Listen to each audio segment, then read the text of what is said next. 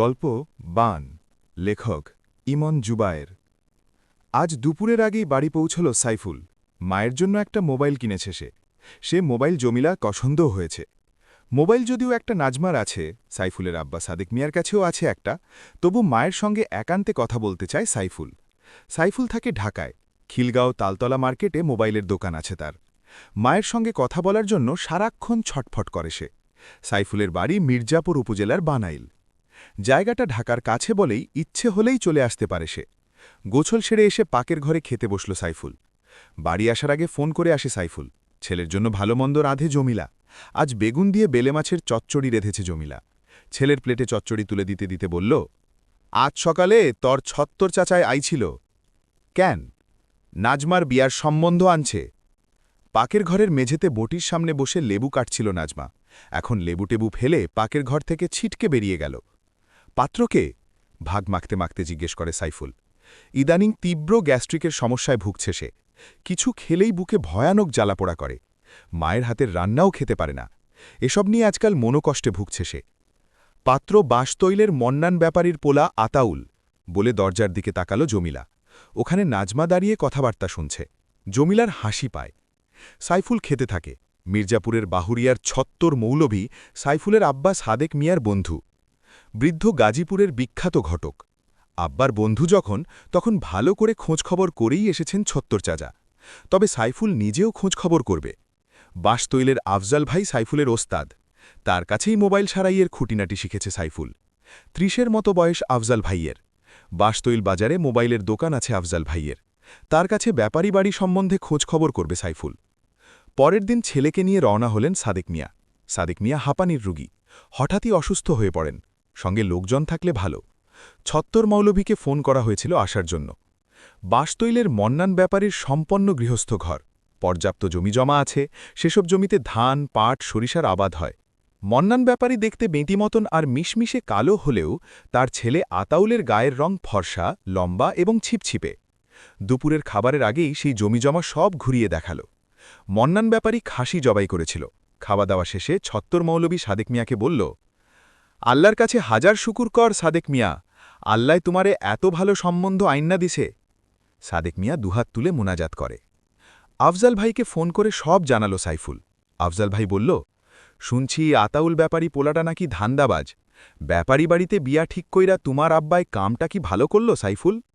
কথাটা সাইফুলের বুকে কাঁটার মতো বিঁধল। ভয়ানক অস্থির বোধ করে সে। নাজমা তার চোখের মণি, ছোট বোনকে অসম্ভব ভালোবাসে। নাজমার কিছু হলে? আফজাল ভাই কম কথা বলা সৎ ও গম্ভীর মানুষ। তিনি উল্টাপাল্টা কথা বলতে যাবেন কেন? তবে আফজাল ভাইয়ের কথার ওপর বিয়ে ভেঙে দেবার সাহস হল না সাইফুলের। নাজমার বিয়ের সময় হাঁপানির টান উঠল সাদেক মিয়ার। বিছানায় শুয়ে থাকতে হল। একাই সব দিক সামলাল সাইফুল। ভিতরে ভিতরে ভীষণ মন খারাপ হল তার। আফজাল ভাইয়ের কথাটা কানের মধ্যে বাজছিল। তাছাড়া নাজমাকে আর ঢাকা থেকে ফিরে বাড়িতে দেখবে না।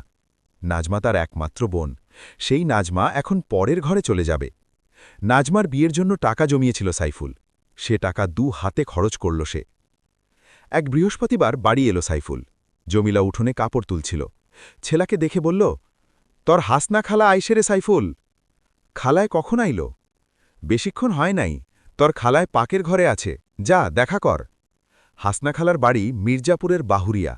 মাঝে মাঝে বানাইল আসে, এসে ২-৩ দিন বোনের বাড়ি বেরিয়ে যায়। সাইফুল পাকের ঘরে ঢুকল। চুলার সামনে পিঁড়ির উপর খুন্তি হাতে বসে আছে হাসনা খালা। চুলায় কড়াইয়ে বড় মাছের মাথা। মুড়িঘণ্ট রাঁধবে হাসনা খালা। সাইফুলের আব্বার আবার মুড়িঘণ্ট পছন্দ। হাসনা খালা বানাইল এলেই মুড়িঘণ্ট রাঁধে। হাসনা খালা জিজ্ঞেস করে, কিরে সাইফুল, কখন আইলি তুই? এখনই খালা, বলে পিঁড়ির ওপর বসল। কড়াইয়ে খুন্তি নাড়তে নাড়তে হাসনা খালা বলল, তুই এত শুকায় গেছস কেন সাইফুল? সাইফুল কিছু না বলে হাসে, ফ্যাকা শেষে হাসি। জমিলা পাকের ঘরে ঢুকতে ঢুকতে বলল, সাইফুলের গ্যাস্ট্রিকের সমস্যা হয়েছে, কিছু খাইলে পরে আমার বাজানের বুক জ্বালাপড়া করে। হাসনা খালা বলে, বুঝছি, তুই আজকেই একবার বংশীনগরের মর্জিনা বেগমের কাছে যা। মর্জিনা বেগম কবিরাজি জানে।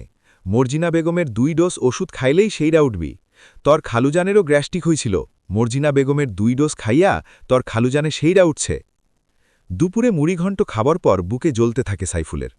একটা অ্যান্টাসিড গিলে ঘর থেকে বেরিয়ে যায়। হাসনা খালা যখন বলল তখন একবার মর্জিনা বেগমের সঙ্গে কথা বলা যাক। বংশীনগরে যখন বাস থেকে নামল দিনের আলো তখনও ছিল। একটা পান দোকানে জিজ্ঞেস করতেই মর্জিনা বেগমের বাড়ি দেখিয়ে দিল। সরকারি পাটগুদাম ঘরের পিছনে সরু একটা গলি, পুরনো টিনের দরজা, পেয়ারা আর কলাগাছে ঘেরা ইট বিছানো উঠোন, উপরে লাল টালি বসানো টিন শেডের ঘর, মেঝে অবশ্য পাকা। মর্জিনা বেগম ঘরেই ছিল, 50 কম নয়, ফর্সা ঢলঢলো চেহারা, চোখে চশমা, পরনে কালো পাড়া সাদা সুতির শাড়ি। পান খাচ্ছিল মর্জিনা বেগম।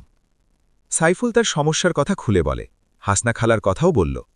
মর্জিনা বেগম একটা টিনের কৌটো থেকে কয়েকটা শুকনো পেয়ারা পাতা বার করল। তারপর সাইফুলকে বলল, প্রতিদিন সকালে নাস্তার 1 ঘন্টা আগে এই পেয়ারা পাতা খালি পেটে চিবিয়ে খাইতে হবে। মর্জিনা বেগম টাকা পয়সা নেবে না।